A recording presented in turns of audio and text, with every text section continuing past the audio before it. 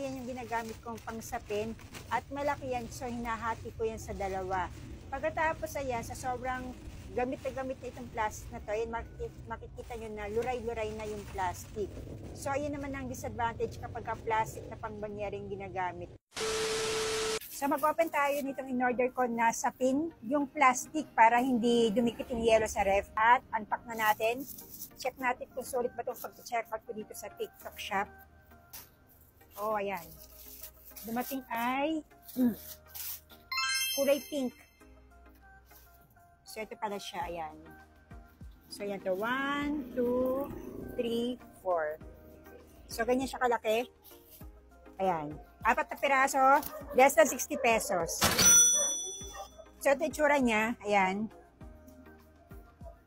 So, tingnan natin kung mas maganda ba itong gamitin kaysa doon sa plastic na ginagamit namin sa ref. So, ito tuwing gabi din defrost ko yung refrigerator namin at makikita nyo tinatanggal ko yung plastic. Yan yung pinakasapin ng aming refrigerator. So, ang plastic na yan, yung plastic pang banyera, kung alam niyo yung ginagamit ng mga nagtitinda ng isda sa palengke, sa punduhan.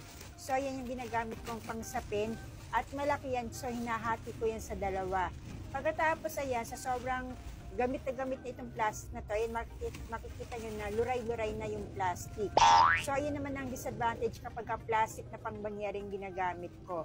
Kaya eto, napa-check out ako kasi gusto kong subukan itong refrigerator mat or refrigerator pad para makita ko, masubukan ko kung mas matibay ba ito, masulit ba itong gamitin kaysa sa plastic pangbanyera na sinasapin ko dito sa refrigerator namin.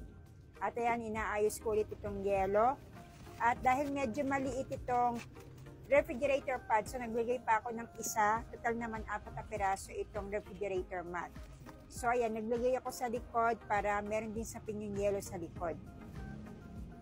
Several days later. At ito pang 6 na araw nang nakalagay itong refrigerator mat. So tingnan natin kung matibay ba, hindi ba masisira itong refrigerator mat. So ayan, tinatanggal ko ulit itong yelo at ginagamit ko itong ice scraper na in-order ko din dito sa TikTok shop. So ito dinedefrost ko ulit itong refrigerator. At hilahin natin, tanggalin natin itong refrigerator mat kung masisira ba or hindi. So ayan, syempre medyo dahan-dahan natin tatanggalin itong refrigerator mat.